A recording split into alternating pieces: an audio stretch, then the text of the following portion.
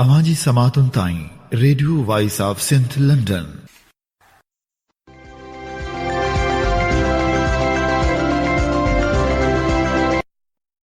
Radio voice of Sindh London तां programme पेश कजे थो ख़बरुनि जी दुनिया। 12 जुलाई जुमे जो ॾींहुं प्रोग्राम ख़बरुनि जी दुनिया साण करे आऊं अव्हां जो मेज़बान हबीब लगारी। सभ खां पहिरियां नज़र विझंदासूं ख़ासि ख़बरुनि ते।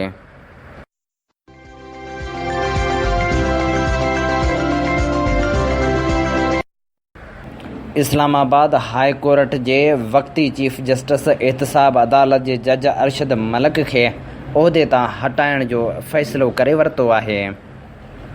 ट्रेन हादसे में फ़ौत थींदड़नि जो अंग वधी 24 थी वियो।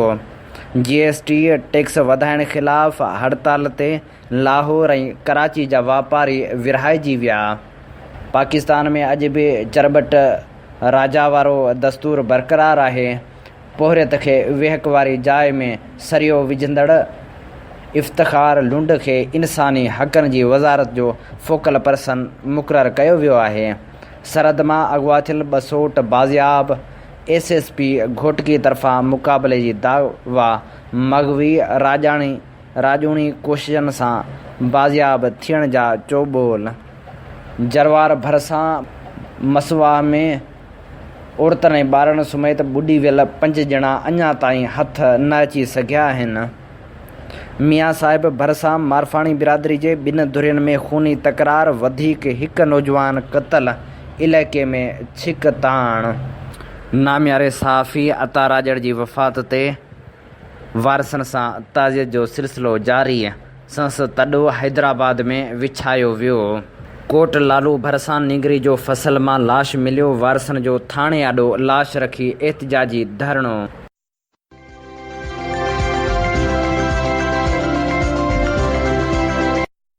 ऐं हाणे प्रोग्राम में पेश कयूं था तफ़सीली ख़बरूं।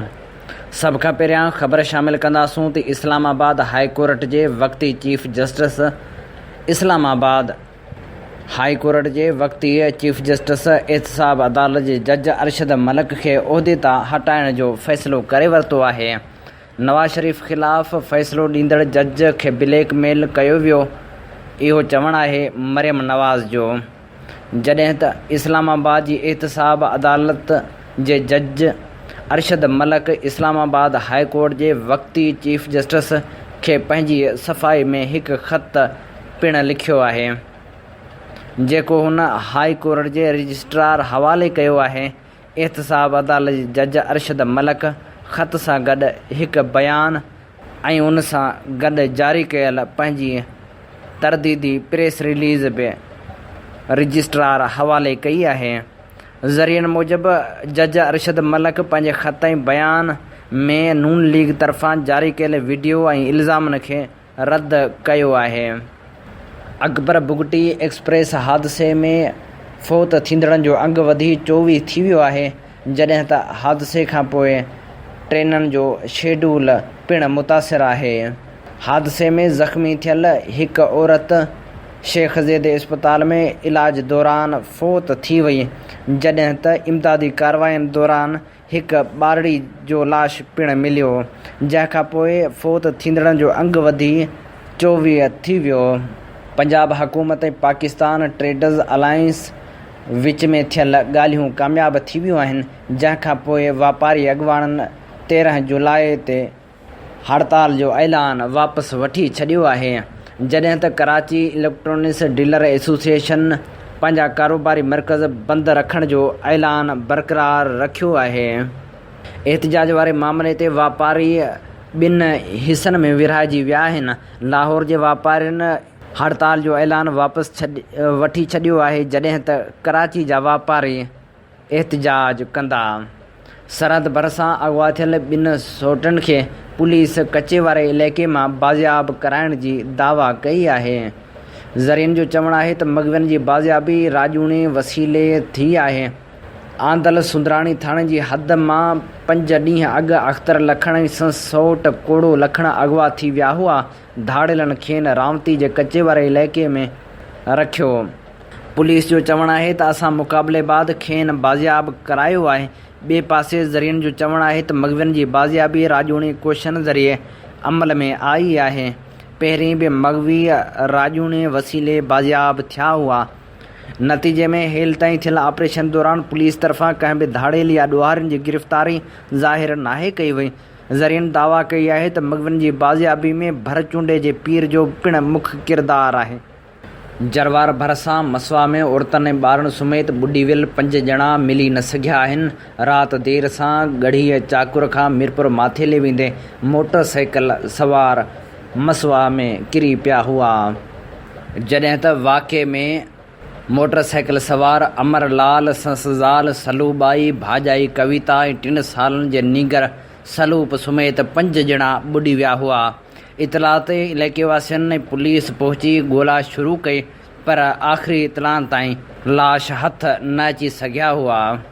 मियां साहिब भरिसां जहानवा थाणे जी हद में मारफाणी बिरादरी सां वास्तो रखंदड़ रशीद मारफाणी ऐं रबन मारफाणी जे 2 धुरियुनि में खूनी तकरार थी पियो, जंहिंजे नतीजे में नौजवान धणी बख़्श वल्द अब्दुल सत्तार मथां हथियार बंदनि फायरिंग कई, जंहिंमें धणी बख़्श वल्द अब्दुल सत्तार क़तल थी वियो। यादि रहे त मारफाणी बिरादरी जे 2 धुरियुनि में हलंदड़ खूनी तकरार 5 सालनि खां जारी आहे। 14 ॼणा क़तल थी चुका आहिनि। कोट लालू भरिसां नीगरी जो लाश फसल मां हथु आयो। ॻोठ गामण ख़ासखेली में 8 वरनि जी नीगरी महनाज़ धीअ इक़बाल ख़ासखेली खे मुबैना तौरु घुटा ॾेई क़तलु कयो वियो। नीगरी जो लाश झंग मां हथु आयो। वारसनि कोट लालू थाणे अॾो लाश रखी धरणो हणी एहतिजाजी मुज़ाहिरो कयो। उन मौक़े ते इक़बाल ख़ासखेली दाहियो त आऊं धीअ खे माल जे भरिसां बीहारे पाण सामान वठणु वियुसि त महनाज़ न मिली। ॻोल्हा करण ते संस लाश झंग मां मिलियो। मीरपुर माथेले में पोहरियत खे मुबैना तशदुद बाद वेहक वारी जाइ में सरियो विझंदड़ इफ़्तिख़ार लुंड खे तब्दीली सरकार इंसानी हक़नि जी वज़ारत जो फोकल पर्सन मुक़ररु करे छॾियो आहे। वफ़ाक़ी सरकार तरफ़ां जारी कयल नोटिफिकेशन मूजिबि PTI अॻुवाण इफ़्तिख़ार लुंड खे सिंध में इंसानी हक़नि वारे खाते जो फोकल पर्सन मुक़ररु कयो वियो आहे। नोटिफिकेशन मूजिबि इफ़्तिख़ार लुंड सूबे अंदरि इंसानी हक़नि जे हवाले सां थींदड़ मामलनि ते वफ़ाक़ी वज़ारत खे आगाह कंदो, जॾहिं त पाण इंसानी हक़नि जूं धॼियूं उॾाईंदड़ PTI अॻुवाण इंसानी हक़नि जे मामलनि ते मुख़ालिफ़ धुरियुनि सां राब्ते में बि हूंदो। वाज़े रहे त इफ़्तिख़ार लुंड पंहिंजे साथियुनि सां गॾिजी कुझु अरसो अॻु मुबैना तौरु पोहरियत अलह रखियो लुंड खे वहशाणो ऐं तशदुद जो निशानो बणायो, जंहिं बाद संस वेहक वारी जाइ में सरियो बि विधो वियो। सिंध में पाणी जी बदतरीन खोट बरक़रार आहे। मीरपुर बठोरे भरिसां आबादगारनि पाणी जी खोट ख़िलाफ़ एहतिजाज जारी रखियो। जाफ़रवाह ऐं 2 वाहन जे आबादगारनि बठोरो खोरवा रोड ते 2 कलाक धरणो हणी सख़्त नारेबाज़ी कई। आबादगारनि जो चवणु हो त आपाशी अमलदारनि हथरादू पाणी जी खोट पैदा करे ज़राइत खे तबाह करे छॾियो आहे। नवाबशाह में पिणु भिट मारू शाख जे आबादगारनि पाणी जी खोट ख़िलाफ़ एहतिजाजी मुज़ाहिरो कयो। नुसरत सब डिवीज़न शाहपुर चाकर मां निकिरंदड़ शाख जे आबादगारनि पाणी जी खोट ख़िलाफ़ एहतिजाज करे पाणी ॾियण जी घुर कई। STP पारां महांगाई ख़िलाफ़ एहतिजाज जो सिलसिलो जारी आहे। ठटे में जलाल शाह, नाथू बिरोही, उस्मान हिंगोरो, जमील समो, अली मोहम्मद मालियो ऐं ॿियनि जी अॻुवाणी में STP जे सॾ ते एहतिजाजी मुज़ाहिरो कयो वियो। अॻुवाणनि मुतालबो कयो त शयुनि जा अघु घटाए मिसकीन माण्हुनि खे जीअण जो हक़ ॾिनो वञे। ठुल भरिसां करीम बख़्श बिरोही थाणे जी हद ॻोठ मोहम्मद इस्माइल खोसो मां 5 साल अॻु अगवा थी वियल नीगर हाफ़िज़ अल्ताफ़ हुसैन खोसो धाड़नि जे चंबे मां आज़ादु न थी सघियो आहे। नीगर जी बाज़ियाबी लाइ एहतिजाज जो सिलसिलो जारी आहे। मग़वी जे वालिद हबीबुर रहमान खोसे पारां नीगर जी बाज़ियाबी लाइ प्रेस क्लब अॻियां एहतिजाज जारी रखियो वियो। हुन ॿुधायो त 5 साल गुज़री वञण बावजूदि ठुल पुलिस मुंहिंजे नीगर हाफ़िज़ अल्ताफ़ हुसैन खोसो खे बाज़ियाब न कराए सघी आहे, रुॻो ख़ाली आसरा ॾिना था वञनि। जवाबदार धुर धमकाए रही आहे। केतिराई भेरा पुलिस इख़्तियारनि वटि दाहियो आहे, पर को बि तदारक नथो थिए। हुन मुतालबो कयो त मुंहिंजे पुट खे धाड़िलनि जे चंबे मां बाज़ियाब करायो वञे, ॿी सूरत में मुंहिंजो एहतिजाज जारी रहंदो। हैदराबाद में बेदर्दी सां क़तल कयल मासूम भाउ ऐं भेण वारो सोग बरक़रार आहे, जॾहिं त वारसनि वटि तॾे ते तहरीक इंसाफ़ जो अॻवान हलीम आदिल शेख ऐं ॿिया पुख़्ता। वाक़ियो पुलिस जी कारकर्दगी ते पिणु सुवालिया निशान बणियलु आहे। GOR कॉलोनी मां 4 ॾींहं अॻु भाउ समेत अगवा थियल 9 वरहनि जी रुख़साना सियाल खे बि जवाबदारनि हवस जो निशानो बणाए गले ऐं जिस्म ते तशदुद करे बेदर्दी सां क़तल करे संस लाश उछलाए छॾियो। मासूम रुख़साना सां गॾु अगवा थियल 12 वरहनि जो भाउ कादर बख़्श 3 ॾींहं अॻु साॻे हंध वटां ज़ख़्मी हालत में मिलियो हो। वाक़े ते सॼी सिंध सोग में वठिजी वई आहे। मज़मतनि जो सिलसिलो बि जारी आहे, जॾहिं त वारसनि पिणु काल्ह एहतिजाजी धरणो हणी जवाबदारनि जी गिरफ़्तारी जो मुतालबो कयो। साञा वंदन मक़तूल भाउ भेण जे क़तल जो ज़िम्मेवार पुलिस खे करार ॾिनो आहे, जॾहिं त क़तल थियल मासूम ॿारनि जी अमड़ जो चवणु आहे त ज़ालिमनि ज़ुल्म कयो आहे। मासूम पुट ऐं धीअ खे बेरहमाने नमूने सां क़तल कयो वियो आहे। हुन इहो पिणु मुतालबो कयो आहे त बेरहम जवाबदारनि खे सरेआम फाही ते टंगियो वञे, त जीअं वरी कंहिंखे बि अगवा करण जी कोशिश न कई वञे। दर्द रंगीन थी विया आहिनि, केॾा संगीन थी विया आहिनि, तोजो शहर में अचणु छॾियो, रस्ता ग़मगीन थी विया आहिनि। ग़ज़ल जे ख़ूबसूरत शाइर ऐं किताब इंतज़ार जी मौसम जे सर्जनहार मासूम सांगड़ाई जी वरसी जी तक़रीब 16 जुलाई 2019 ते झोल शहर में मल्हाई वेंदी। गवर्नमेंट बॉयज़ हाई स्कूल झोल में मुनक़िद थींदड़ उन प्रोग्राम में मुख़्तलिफ़ साञा वंद शिरकत कंदा। उन सां गॾोगॾु अदीब ऐं दानिश्वर पिणु नामियारे शाइर मासूम सांगड़ाई खे भेटा पेश कंदा।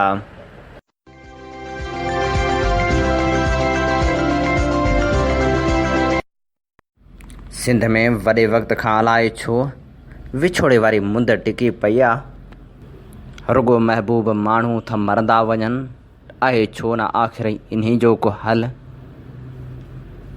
सिंध जी सहाफ़त में पाणी वारो केस विढ़ंदड़ सीनियर सहाफ़ी अता राजड़ बि हाणे असां में नाहे रहियो। सिंध सोगवार आहे ऐं संस दोस्त सोगवार आहिनि। अता राजड़ लाइ सिंध जे सीनियर सहाफ़ी ऐं रेडियो कंपेयर अमीन अरबाब लिखे थो, हीअ उन्हनि ॾींहंनि जी ॻाल्हि आहे जॾहिं हसन मुजतबा इबरत मैगज़ीन ऐं आऊं इबरत अख़बार में सब एडिटर हुआसीं। सुजाग ॿार तहरीक बाबति गुलज़ार वसाण सां गॾु प्रेस रिलीज़ खणी ईंदो हो त चवंदो हुउसि त यार आता प्रेस रिलीज़ूं लिखी लिखी अधु अख़बारी निमाईंदो त हूअं ई थी वियो आहीं, छॾ खणी सियासत खे। सरफराज़ विस्तड़े वांगुरु कंहिं अख़बार जो निमाइंदो छो नथो थी वञे। इस्लामाबाद में रिपोर्ट कीअं बणियो इहा त ख़बर नाहे, पर हूअ इस्लामाबाद में जॾहिं बि मिलंदो हो त मज़ाक़ में चवंदो हो, हिन झंझट में तो फासायो यार। कोशिश जो एडिटर ऐं लेखक नेमत खोड़ो लिखे थो, प्यारा अता राजड़, तुंहिंजो मौत दरअसल उन्हनि सलाहियतनि जो मौत आहे जंहिंखे न तूं संभाले सघे ऐं न ई वरी इदारा संभाले सघिया। हाणे ॻाल्हियूं निकिरंदियूं त ॾोह तुंहिंजो ई निकिरंदो। मूं जॾहिं तोखे ॿिन्ही हथनि सां हिकु जहिड़ो ऐं तमामु ख़ूबसूरत लिखंदे ॾिठो हो त मुंहिंजी हैरानगी जी हद न रही हुई। उन ॾींहुं तुंहिंजे सलाहियत ते रश्क आयो हो ऐं साॻिए वक़्तु पंहिंजे मन दर में हिकु अजीब सुरूर गुदाज़ ऐं फ़ख़्रु महसूसु कयो हुअमि त सिंध खे तो जहिड़ा कलमकार पुट आहिनि त पोइ उनखे लहर लोड़ो ई कोन्हे। मुंहिंजो उहो फ़ख़ुरु अॼु मरी चुको आहे। मां पाण खे अकेलो महसूसु करे रहियो आहियां। तुंहिंजी मुंहिंजी दोस्ती घणी घाटी त न हुई, पर तूं जॾहिं बि मिलंदो हुई त हमेशह खिलंदे ऐं को न को भोग चर्चो कंदे मिलंदो हुअईं। हमेशह वेझो अची पुछंदो हुअईं त मुंहिंजे नौजवान ऐं ख़ुशि नज़र अचण जो आख़िर कारण कहिड़ो आहे। मां तोखे कॾहिं बि दुरुस्त जवाबु ॾेई न सघियुसि ऐं सदाईं नटाईंदो रहियुसि। पर अॼु तोखे ॿुधाइणु चाहियां थो त माण्हू जेको नज़र ईंदो आहे उहा उन जी असल तस्वीर न हूंदी आहे। मुंहिंजे मन जी तस्वीर ॾिसंदे त तोखे मोहन जे दड़े जा नज़र ईंदी। ख़ैर ही ख़बरूं अजायूं आहिनि। हीअ बि हिकिड़ो अजीब इतफ़ाक़ आहे त तुंहिंजे घर ऐं भाइरनि सां मुंहिंजो तालुक़ु तमामु वेझो रहियो आहे। तुंहिंजो वॾो भाउ साईं उबैदुल्ला असांखे कॉलेज में इस्लामियात पढ़ाईंदो हो। तुंहिंजो नौजवान ऐं लाडलो भाउ डॉक्टर अहसान ऐं आऊं गॾु हिकु बेंच ते वेही पढ़िया आहियूं। हमाद ऐं कलीम मूंसां गॾु कमु कयो आहे। जिन मां हमाद हिकु हादसे में विछड़ी वियो। सनाउल्ला सां बि दुआ सलाम रही आहे। अॼु मां उन्हनि सां तइज़ जो इज़हार करियां थो, पर असल उज़र ख़ाही सिंध जी साफ़ सां करियां थो, जंहिंजा अनमोल मोती ईअं विछड़ी वञी रहिया आहिनि ॼण कंहिं ग़रीब माउ जा यतीम बचड़ा हालतनि जे बिल्डोज़र हेठां चिभाड़जी रहिया हुजनि। सिंधी साफ़त तोसां मुंहिंजी ताज़ियत क़बूल पवे। नामियारो लेखक रहमतुल्ला मांजोठी लिखे थो, सुवाल माज़रत सां, असां ॾाढा मुहबतीला माण्हू आहियूं। अता राजड़ गुज़ारे वियो। असां ॾाढियूं पोस्टियूं रखियूं आहिनि। साणस वास्ता तालुक़ ॾुख लुड़क सभु ज़ाहिर कया। आने जी बेईमानी कान कई। पर सुवालु इहो न आहे। सुवालु इहो आहे त अता इस्पताल में हो त पोस्टूं रखण वारनि मां साणस मिलण केतिरा ॼणा विया। कंहिं वञी पुछो असां जहिड़ो को कमकार। बाक़ी असां रोदालियूं एतिरियूं भलियूं आहियूं जो डंपल बि वञी घर वेहे। ऐं जॾहिं मरी वञा जेको बि फेसबुक ते पोस्ट रखंदो सो अज़ीमुल शान मुनाफ़िक हूंदो। अता राजड़ जी बीमारी वक़्तु साफ़ी इब्राहिम कोंभर लिखियो हो, यार क्रिकेट जे आलमी कप में अॼु पाकिस्तान ऐं भारत जो मुक़ाबिलो आहे। तूं क्रिकेट जो वॾो शौक़ीन आहीं। मूंखे ख़बर आहे गुज़िरियल 15-16 सालनि में तो सभु वर्ल्ड कप, 20 वर्ल्ड कप, एशिया कप, शारजा कप, पाकिस्तान जे शुरू कयल PSL, उनखां अॻु भारत जी IPL, वेंदे बांग्लादेश जी BPL जो बि हिकु मैच मिस न कई। क्रिकेट जे मैचनि ते तुंहिंजा मुंहिंजा ऑनलाइन तबसरा बि अॼु यादि था अचनि। तुंहिंजो झुकाव सदाईं पाकिस्तान वारी टीम ॾांहुं रहियो आहे। पर हिन भेरे वर्ल्ड कप खां अॻु में तूं बीमारी जे बिस्तरे ते हलियो वहीं। तूं पंहिंजी पसंदि जा मैच बि न ॾिसी सघें, बल्कि हेसिताईं जे हिकु बि मैच खे न ॾिसी सघें। हा, कीअं ॾिसी सघंदे यार। तूं हफ़्ते खां पंहिंजी ज़िंदगी जो मैच खटण जे लाइ इस्पताल जे वेंटिलेटर ते जियापे जी हिकु जंग विढ़ी रहियो आहीं। अता राजड़ उथी पओ, वरी को मैच ॾिसूं, वरी मैचनि ते तबसरा करियूं, वरी के शर्त रखूं खटण या हाराइण जी सूरत में, वरी उन्हनि तां फिरी वञूं, वरी कंहिं साक़िब निसार जहिड़े जहान ख़ान खां फ़ैसिलो करायूं, उन ते बि न बीहूं। साफ़ी रमज़ान नोड़ियो लिखे थो, इस्लामाबाद में सिंध सां मुहबत जी अलामत ऐं सिंधी मीडिया जो सघारो आवाज़ बणियल असांजो महबूब दोस्त अता राजड़ असां खां हमेशह लाइ विछड़ी वियो ऐं संस विछोड़े जिते अखियुनि जा बंद टोड़े विधा आहिनि, उते असां लाइ रहनुमाई ऐं उत्साह जो हिकिड़ो दरवाज़ो बि बंदि करे छॾियो आहे। अता राजड़ सां ज़िंदगी जे तवील साफ़ती सफ़र जूं केतिरियूं यादूं, मुहबतूं ऐं हुजतूं सलाहियल आहिनि। ऐं कुझु ॾींहं अॻु जॾहिं कराची जी अस्पताल में संस तबियत पुछण लाइ वियो हुउसि त हू बिल्कुलु ऑक्सीजन जे सहारे आरामी हो ऐं आउं चाहींदे बि साणस कचहरी करे न सघियुसि। ऐं अहिड़ी ख़ामोश मुलाक़ात मूंखे सॼी ज़िंदगी दिलि में कंडे जियां चुभंदी रहंदी। मूंखे कहिड़ी ख़बर त मुंहिंजी साणस इहा आख़िरी मुलाक़ात आहे। अगरि मूंखे इहा ख़बर हुजे हा त आउं ICU वार्ड मां ऑक्सीजन हटाए बि साणस कुझु देरि कचहरी करण जी कोशिशि ज़रूरु करियां हा। मूंखे थरियो थरियो चई हमेशह मुखातिबु थींदड़ महबूब साथी जे विछोड़े ते संस ख़ानदान ऐं सॼी सहाफ़ती बिरादरी सां गॾु असीं बि सोगवार आहियूं। परवरदिगार खेसि जन्नतुल फिरदौस में जाइ अता करे। आमीन।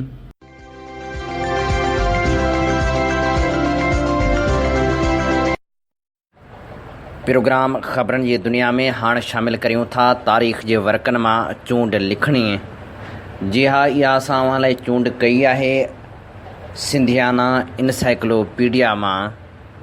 कल्होड़नि जा तख़्तगाह। मियाँ ग़ुलाम शाह कल्होड़ो 1756 ईस्वी धारे तख़्त ते वेठो। उन खां पोइ कच्छ ते कामयाब हमला करे बस्ता बंदर ऐं लखपत ठुकरनि खां हथ कयाई। दाऊद पोटनि खां उच ऐं सब्ज़ल कोट वठी सिंध में शामिलु कयाई। अहिड़ी तरह कराची ऐं भरपासे वारनि इलाइक़नि खे ख़ान कलात खां खसे सिंध जी हुकूमत खे वसीह तर कयाई। हुन जी हुकूमत जा 3 दौर आहिनि ऐं उन्हनि टिन्ही दौरनि में तख़्तगाह बदलबा रहिया। अलाहाबाद। कल्होड़नि जी हुकूमत जो पहिरियों तख़्तगाह अलाहाबाद हो। जॾहिं ग़ुलाम शाह कल्होड़ो 1170 हिजरी 1756 ईस्वी में तख़्त ते वेठो, तॾहिं हुन मुरादाबाद वेझो अलाहाबाद जो शहर ठाराए उनखे गादी जो हंधु बणायो, जिते हूअ सिर्फ़ 2.5 महीना रहियो। शाहगढ़। डिसंबर 1758 ईस्वी में अतुर ख़ान ऐं ग़ुलाम शाह जे विच में हिकु मुआहिदो थियो, जंहिं मूजिबि सिंध खे 2 हिसनि में विरहाए हुकूमत करण जो फ़ैसिलो कयो वियो।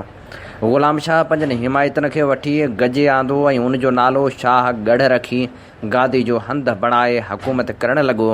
शाहगढ़ जे भरिसां शाह बंदर नाले नओं बंदर बि ठाहिरायो वियो। हीउ शहर फ़क़्ति 5 महीना गादी जो हंधु रहियो। शाहपुर अवल। ग़ुलाम शाह जे हुकूमत जो जॾहिं 3 दौर शुरू थियो, तॾहिं हुन नसरपुर शहर जे भरिसां नए तख़्तगाह शाहपुर अवल खे अची वसायो। शाहपुर अवल अटकल 6 साल सिंध जो दारुल हुकूमत थी रहियो। अलाहाबाद खां पोइ इंडिया ईस्ट कंपनी सां कुझु वधीक मुआहिदा हिन शहर में थिया। सियासी ऐं तिजारती लिहाज़ खां सवाइ शाहपुर अवल इल्म ऐं अदब जो बि मर्कज़ हो। केतिरा ई फ़क़ीर बुज़ुर्ग ऐं शाइर हिताया।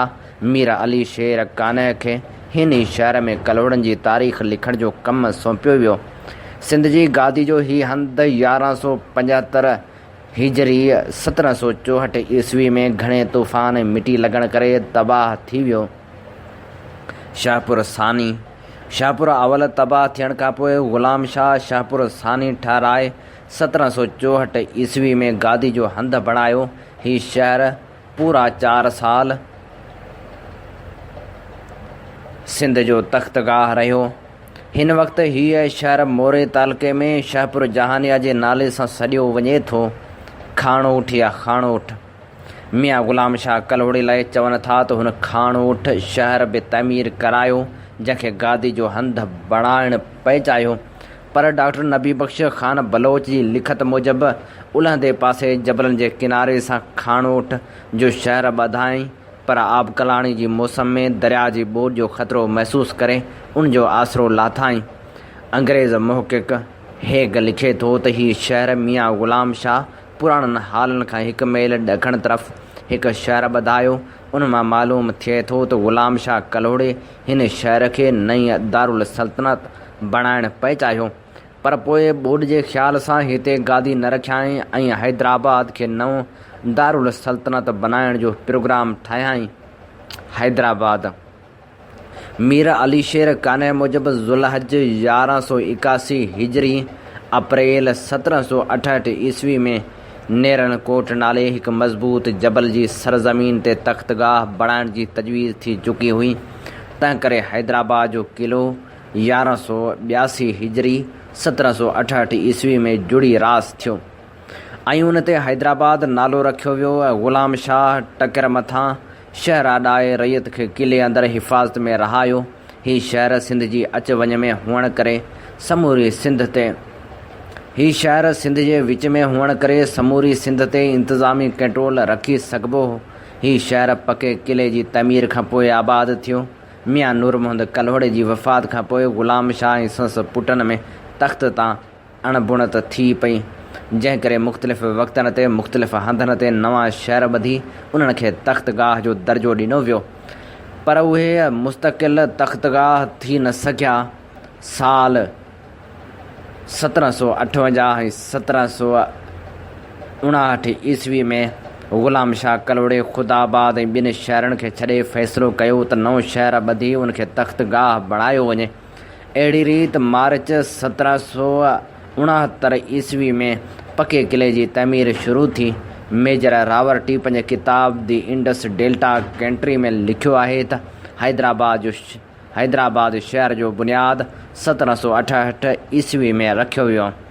1.5 सालनि जे अरसे में तमीरात मुकमिल थी त सिंध जो हाकिम हैदराबाद में अची रहियो।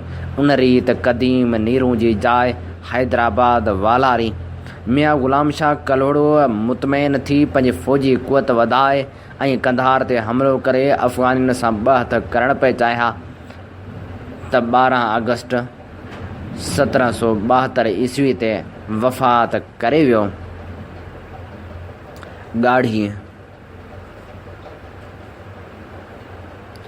कलोड़ा दौर में सिंध जे गादी जो हंधि ॻाढ़ी या घाड़ी बि हुयो, जेको मौजूदा तालुके ख़ैरपुर नाथन शाह जे कच्छ वारे इलाइक़े में हो। मुहक़िक़ ग़ुलाम मोहम्मद लाखो लिखे थो त ॻाढ़ी कलोड़नि जो पहिरियों तख़्तगाह आहे, छो त मियां नसीर मोहम्मद ख़ानदानी हुकूमत जो बुनियादु रखणु शर्त सभ खां अवल पंहिंजो तख़्तगाह तमीर करायो ऐं गॾोगॾु सिंध जे जुदा जुदा इलाइक़नि ते अमलदार पिणु मुक़ररु कया। हेनरी किज़न्स हिन शहर खे नसीर मोहम्मद जो हेडक्वार्टर सॾियो आहे ऐं उनजो नालो खारी लिखियो आहे। मेजर हेग लिखे थो, मियां नसीर जो तख़्तगाह ॻाढ़ी हो। ॻाढ़ी हुकूमत जे कब्ज़े हेठि हटड़ी, चांडका, कंबर ऐं ॾहरकी, काछो, जोही तालुको, ख़ैरपुर नाथन शाह ऐं मेहड़ शाह पंजू, दादू तालुको, ख़ैरपुर जे काछे वारो इलाइक़ो, साहती, मोरो तालुको, नौशरो फ़िरोज़ तालुको ऐं कंडियारो तालुको, लाखाट, सकरंड ऐं नवाबशाह जा तालुका हुआ।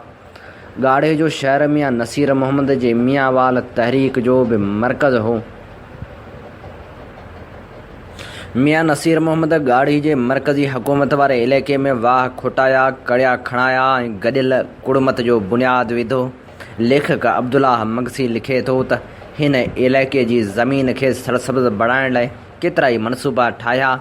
नई गाज ते बंद तमीर करायई, उन सां गॾु थियल पाणी खे आबादी लाइ इस्तेमालु करणु लॻो। उनखां सवाइ नई गाज खां हिकु वाह खोटायो जंहिंखे खारी सॾिबो हो। मियां नसीर मोहम्मद 1696 ईस्वी में जॾहिं गुज़ारे वियो त खेसि ॻाढ़ी में दफ़नायो वियो। संसद मरण खां पोइ 1697 ईस्वी में सिंध जी हुकूमत जो वारिस मियां दीन मोहम्मद थियो ऐं ॻाढ़ी बदस्तूर तख़्तगाह रहियो। उन दौर में शहज़ादे मोज़ुद्दीन ऐं औरंगज़ेब आलमगीर जे पोटे सिंध ते काह कई ऐं ॻाढ़ी ते हमले आवर थियो। मेजर हेग लिखे थो त हिन शहर जा फिटल आसार अॼु बि ककड़ ज़िले दादू खां उत्तर ओलह में 9 मेलनि ते मौजूदु आहिनि, जिते मियां नसीर मोहम्मद ऐं मियां दीन मोहम्मद जा मक़बरा ऐं मियां नसीर मोहम्मद कलोड़े जी ठहिरायल मस्जिद मौजूदु आहे। मोहम्मद आबाद कलोड़ा हुक्मराननि मां मियां नूर मोहम्मद कलोड़ो मज़बूत हाकिम हो। हुन वालिद जे कब्ज़े वारनि इलाइक़नि में वधीक तोसीह कई। तारीख़ सिंध उहिदे कलोड़ा जो मुसनिफ़ लिखे थो, मियां नूर मोहम्मद ख़ान जे दौर में जॾहिं ठठे जी निज़ामत मिली वई त सिंध जे समूरनि जुदा जुदा थी वियल टुकरनि जे मिले हिकु थियण वारो मक़सद बि तकमील ते पहुतो। मोहम्मद आबाद जी तमीर मियां नूर मोहम्मद कलोड़े अॻी कराई हुई। हीउ शहर मोरे ज़िले नवाबशाह मौजूदा शहीद बेनज़ीराबाद में हो। तोहफ़तुल कराम जो मुसनिफ़ लिखे थो त मुरादियाब ख़ान में हुकूमत ऐं राज हलाइण जी अहलियत घटि ॾिसी मियां नूर मोहम्मद ॿीहर हुकूमत जो वाॻूं संभालियूं ऐं इन्ही दफ़े सिंध जी गादी जो हंधि मोहम्मद आबाद रहणु ॾिनो। मियां नूर मोहम्मद हिन शहर खे तरक़ी वठाइण लाइ वाह खोटाया ऐं बाग़ रखाया, बंगला ऐं महलात ठाहिराया। 1753 में जॾहिं अहमद शाह अब्दाली सिंध ते काह कई तॾहिं मियां नूर मोहम्मद जैसलमेर वियल हो ऐं वाठ ते वफ़ात कयाई। तॾहिं खेसि आणे मोहम्मदाबाद में दफ़न कयो वियो। मियां नूर मोहम्मद खां पोइ मियां मोहम्मद मुरादियाब तख़्त ते वेठो त कुझु अरसो हिन शहर में रहियो। अव्हां तारीख़ जे वर्कनि मां चूंड लिखणी ॿुधी। ख़बरनि जी दुनिया में हाणे शामिलु करियूं था कुझु नसर एहसासनि जी ख़ुशबू। बारिश सोचे थी अयूब खोसे जे किताब मां चूंड नसरी टुकड़ा। असां मिटी जे बदन जा माण्हूड़ा आस जे ककरनि हेठि ऐं मायूसियुनि जी उस में जनम जूं तारीख़ूं घटाईंदा ऐं वञाईंदा आहियूं। असांजा ख़्वाब ख़्याल ऐं तस्वर मैख़ाने जे मुसाफ़िरनि जी होश जी हस्ती खां ॿाहिरि हूंदा आहिनि। असांखे असांजे हिसे जूं मिलियल मोहबतूं कुंवार जी रुख़सती महल मंज़र जीअं रुआरींदियूं आहिनि। जज़्बा शहीद थी वियल हस्तियुनि जे अरमाननि जीअं जलंदा ऐं लॻंदा आहिनि। जिन कॾहिं हसीन रुतनि जा रंग पिसणु चाहिया, जिन कॾहिं सुबुहनि जे पेरनि ते पाज़ेबनि जा सुर सुणणु चाहिया, जेके मुनकर ऐं काफ़िर दिलि ऐं इश्क जा भरम रखंदे दगा जे रस्तनि जे साझनि में ओलह जे सिज जीअं उल्ही विया।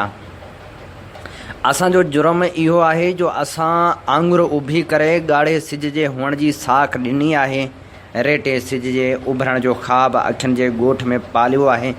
तोड़े जो असां विछोड़े जी राह जा उहे लुड़क बणिजी विया आहियूं जिन खे कॾहिं कॾहिं गुमनाम शाइर जे आङुरनि जनमियो ऐं गुमनाम रागी जे गले उनखे आलापियो। असां सां अलमिया ख़्वाबनि जी ॻंढिजी विया आहिनि।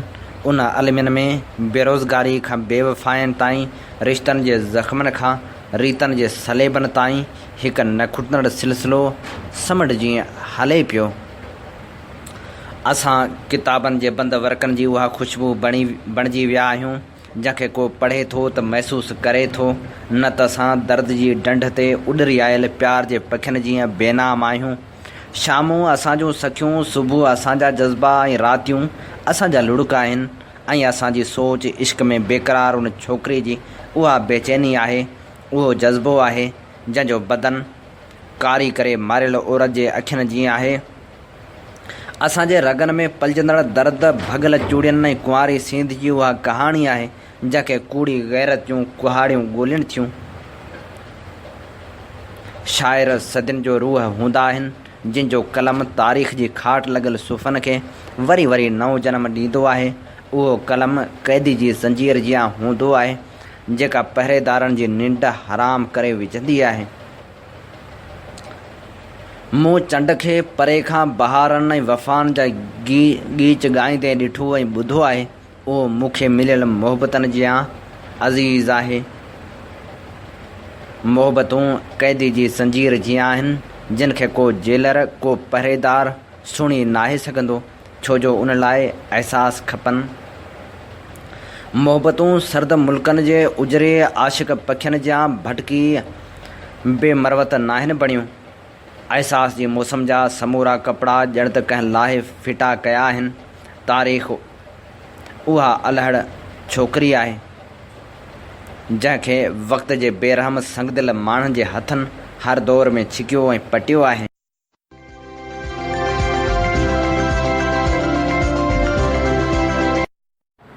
सिंध में टैलेंट जी कॾहिं बि खोट न रही आहे। नौजवान राॻियुनि तोड़े ॿारनि जॾहिं बि सुर सां साथ जोड़ियो आहे त पोइ उन्हनि अहिड़ा त सुर आलापिया आहिनि जो दुनिया दंग रहिजी वई आहे। कड़ियो गंवर सां वास्तो रखंदड़ ही मासूम शागिर्द जंहिंखे दुनिया हरेश जे नाले सां सुञाणे थी, जॾहिं बि ॻाए थो त मोहे विझे थो। स्कूल में पढ़ियल बैत तोड़े नज़म हू अक्सर झुंगारींदो रहे थो ऐं माण्हुनि जा मन मोहे विझे थो। शागिर्द तोड़े उस्ताद फ़ुर्सत जे लम्हनि में अक्सर हुननि खे ॿुधनि था। अचो अव्हां बि खेसि ॿुधो।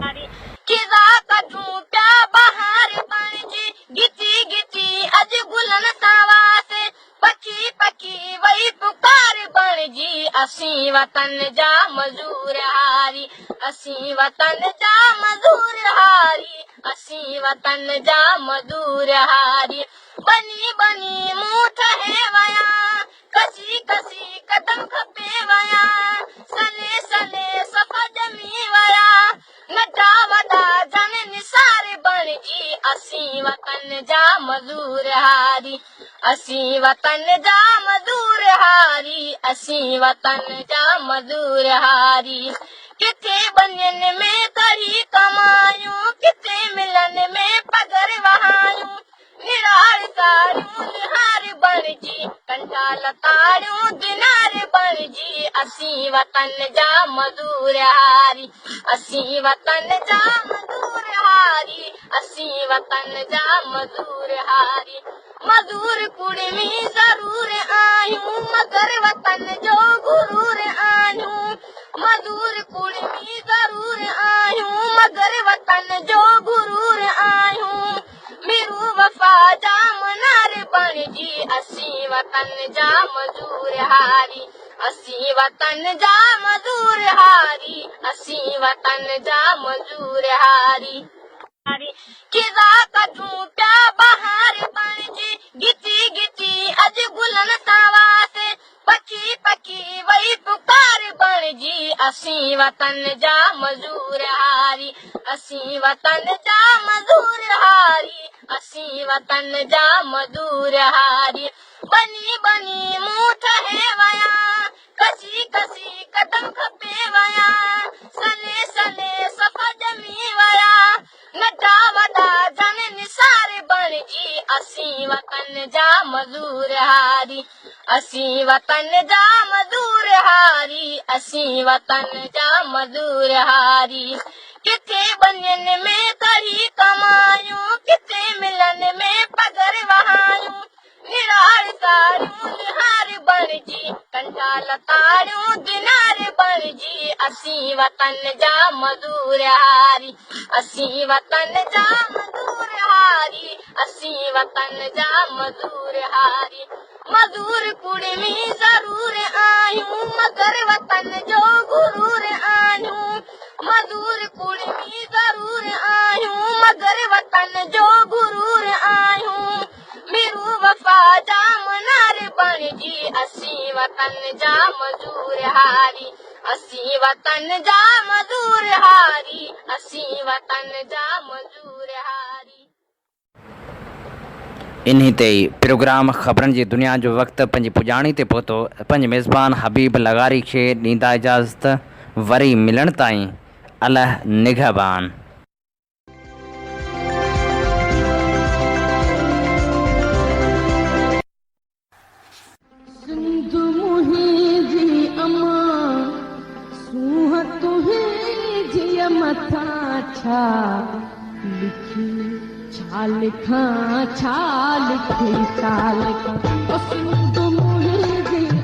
दुनिया जा सिंधियो हिक मुठ थी सिंध बचायो।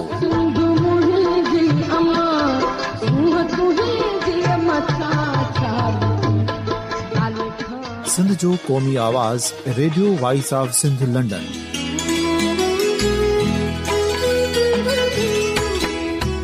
Radio voice of Sindh London पंहिंजी नशरियात में सिंध जी सियासत, समाज, इक़्तिसादियात, तारीख़, क़ौमी उमंगुनि ऐं इख़्लाक़ियात मुतलिक़ सिंध जी हक़ीक़ी तर्जुमानी कंदे प्रोग्रामनि खे असराइतो बणाइण लाइ सिंध जे घण घुरनि ऐं धरतीअ सां प्यार कंदड़ अदीबनि, दानिशवरनि, सहाफ़ियुनि, उस्तादनि, वकीलनि ऐं हर तबिके जे मानवारनि सजणनि खे सिंध में शऊरी इनकलाब लाइ सहकार जो सॾु ॾियूं था। अचो त गॾिजी सूफ़ियुनि ऐं संतनि वारी सिंध जो ओज हिकु मुठ थी वरी वापसि आणण वारे सफ़र जा साथारी बणिजऊं।